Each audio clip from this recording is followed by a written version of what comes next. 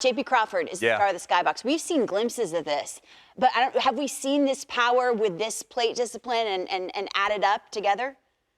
Lauren, I think he's the leader of this club. I really do. I think they go as far as Julio Rodriguez certainly takes them and their pitching staff, but I just feel like he has a massive voice in this clubhouse. And kind of the reason I love doing these skyboxes is you can look at some of the great hitters in the game and they burst on the scene right away, and then some guys have a slow burn. JP Crawford, slow burn. He got a 5-year, $51 million contract at the beginning of last season. And his skill set was always an on-base machine, but he did some things a little bit differently this offseason. He put 20 pounds of muscle on. He went to drive line, started working with weighted bats, trying to get out and around some baseballs and hook some homers down the right field line. And he's done exactly that. So I want to dive in. Eric Nays dove in a little bit. Let's get into the tape here. Because he hasn't changed much what he's doing at the plate. His hands have moved a little bit, but it's just the mindset of what he does well and what he's trying to accomplish. All right? Let's dive in. This is last year, even the beginning of this year. He's always had the peepers. He's always had the ability to take a 3-1 walk, 3-2 walk, not come outside the zone. So pause this real quick. Bring up the on-base percentage leaders for me. I mean, these are some of the best hitters in the game, right? On-base leaders this season: Shohei, Freddie, Acuna, Mookie, Corey, Yandy. I mean, need I say more? Juan Soto, Arise, oops. JP Crawford getting it done in a big way. So let's get back into the tape. And then last year, kind of his skill set, you would think, hey, throw me a couple knocks the other way. Remember, we did an early skybox on him and his ability to beat the shift. Guys can't shift anymore, so this skill set he has in his back pocket, but he wanted to make a concerted effort to start pulling the baseball with some significant power. And he's been able to do exactly that. Left on left, out and around. Big time pop right here. And he kind of sets the tone for their lineup.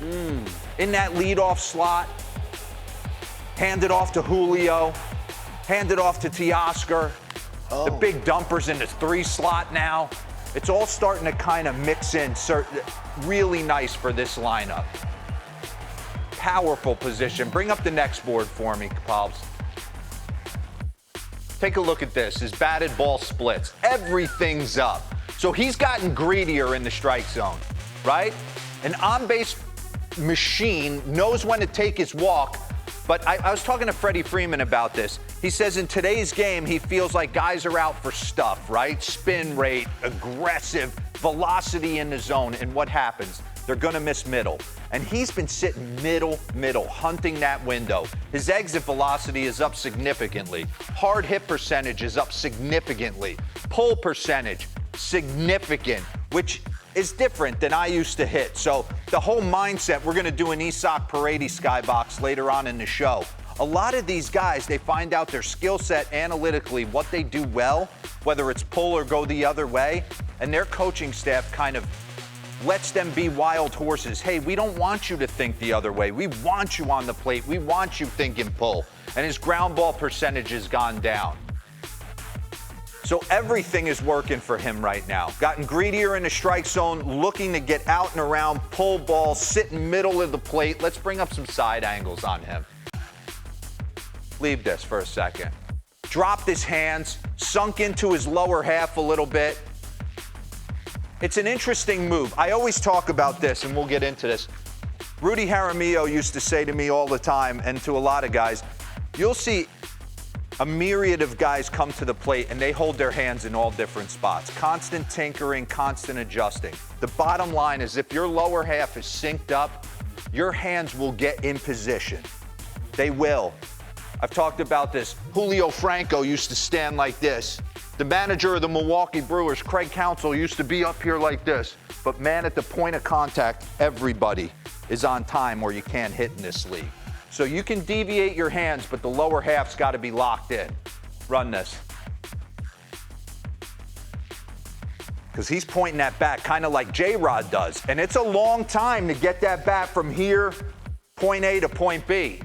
You've seen a lot of guys pause over the course of their career. I remember Buster Posey at the end trying to combat high velocity, with kind of adjusting. He was always a guy that kind of had a lot of play in his hands, and then all of a sudden it sat stagnant for him, and he went A to B right. Run this. Hands are lower, but you see his lower half looking better in a uniform, looking stronger. I like the purple that he has. I know. They look good in their gray unis for some reason. I mean, like, purple's not part of their colors, but he works it. Look at the lowest chase rate. He's up there with a lot of guys, man. Mookie, Juan Soto, Jack Sawinski, we talked about him the other day. Captain Jack, 23 bombs, right? Lamont Wade Jr. took Kyle Hendricks deep the other day. Bregman, McCutchen, hopefully he comes back from the Achilles tear.